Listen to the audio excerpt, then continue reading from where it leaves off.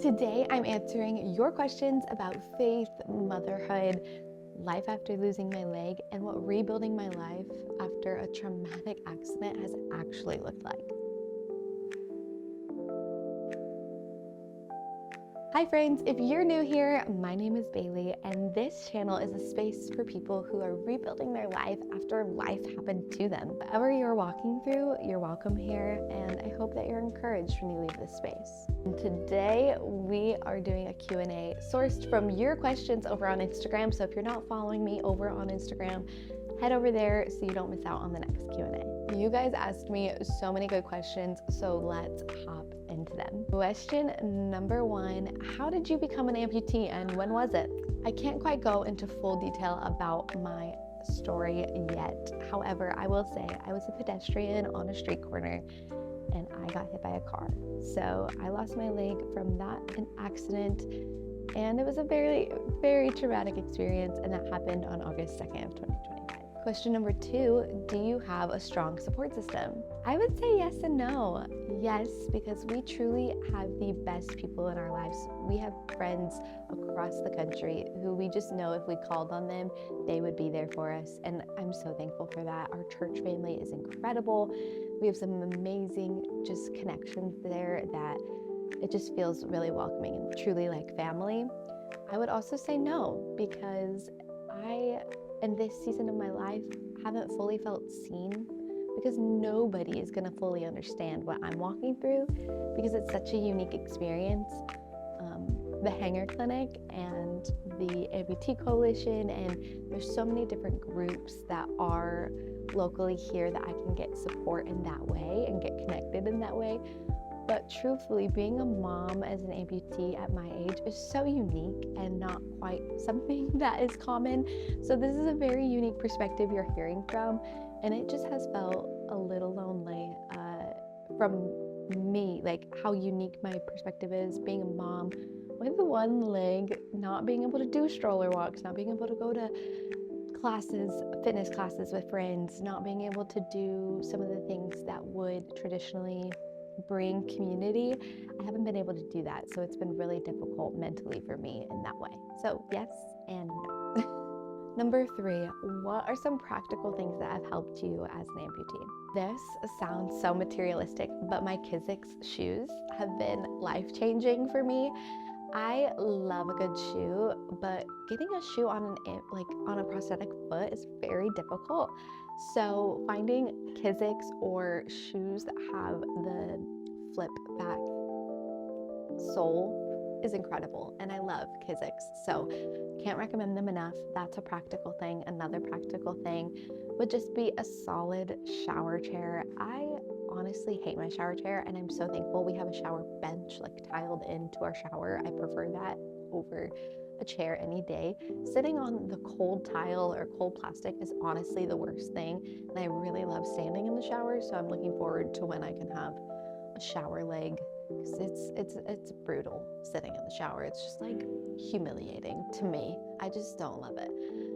Another practical thing would be, I don't fold my socks anymore. I just don't roll them together. Even though they're paired, there's no point. I only use one most of the time. The other one is sitting on the prosthetic foot. I don't really change that one out as frequently. So I just practically leave them in my sock drawer, unpaired, and I like it better that way. Question number 4, what is something you find hard to do that others find easy to do? I actually really love this question. I feel like it brings awareness to just some simple things that people might not. I'm only going to share 3 because I don't want to overload this Q&A too much, but number 1 is getting in and out of the car. It is a lot of added weight on your residual limb when your prosthetic leg is on. So when I'm getting in the passenger side of the car, for me, it's harder. When I'm getting in the driver's seat, it's a lot easier for me because I can lift the weight with me rather than having to lift the weight first. So little things, but it truly does make a difference. Number 2, one of the hard things is showering. Like I said in my previous question, standing in the shower is something that's either really hard to do or you just don't do as an amputee. So I miss the ease of being able to just step in the shower and not have to jump in the shower. And then the last thing is wish I could just go for a walk. It's not as simple as it used to be, and I'm still super new to being an amputee, and I know a year from now I will just be able to go on a walk and it won't be as big of a deal as it is now, but the thought of just going for a walk is quite intimidating, by myself at least. And so when I'm by myself taking my kids on a stroller walk, it's just not as commonly easy. So I am looking forward to when that is, and I can't wait to look back on this video and be like, Baylee, if you only knew. If you only knew.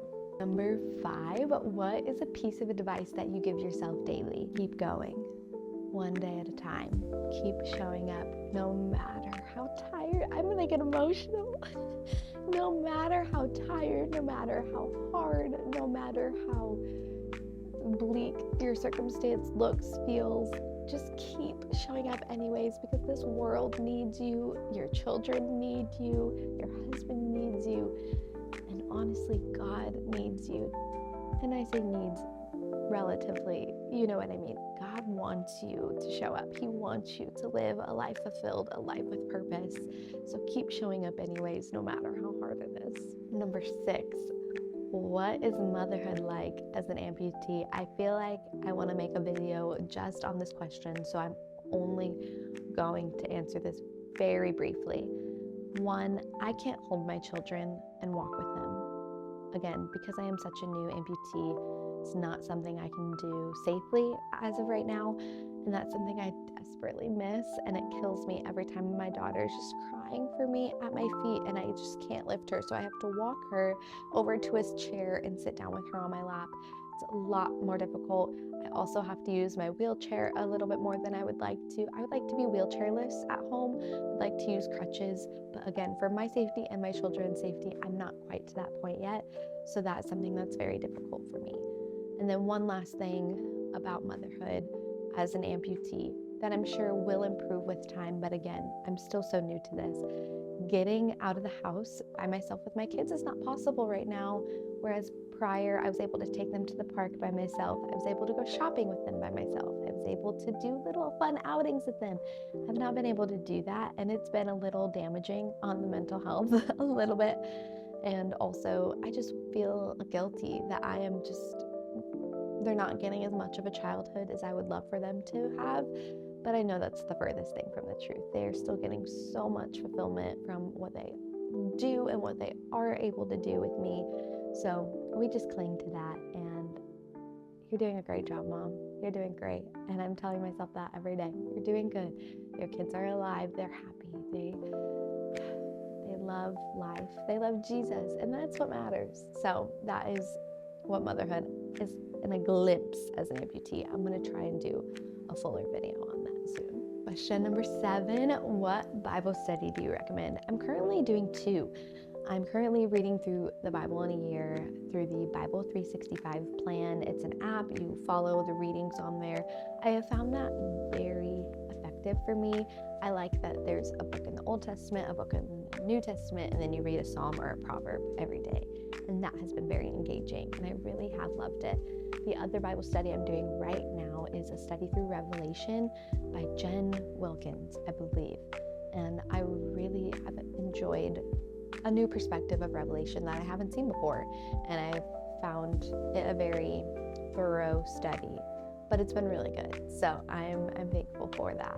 Maybe I'll list below that I have done previously that I really love, and I'll link them so that you guys can have more options as well. Question number 8, which actually came from TikTok. This person asked, why do you not have a rotator on your leg? I will try and find a picture to put like up in this corner so you guys can understand the language I'm using. Some prosthetic legs have the ability when you're seated to take your leg and cross it for you, or it makes it easier to put socks and shoes on, get dressed, things like that. My prosthetic leg currently does not have a rotator. It is difficult. It's frustrating sometimes to not be able to do those motions. However, I am thankful for the microprocessor knee I have, and because of the knee I have, it takes up so much space. And I'm short. I'm very short, and I have a long residual limb compared to most people. So because you want to try and keep as much of your residual limb as possible, that made it a little bit more difficult for what they could do spatial wise on the rest of my prosthetic leg, because I have to have a low profile foot, and I have to have, I have a very little hole. I forget what they call that now. I'm blanking. But basically, I don't have a lot of space down there, and that is why on my first leg, I have not had the rotator. But coming soon, hopefully. We were talking about it at my last appointment, so hopefully it's coming soon. Question number 9. What are some things people assume about your life, but isn't necessarily true? I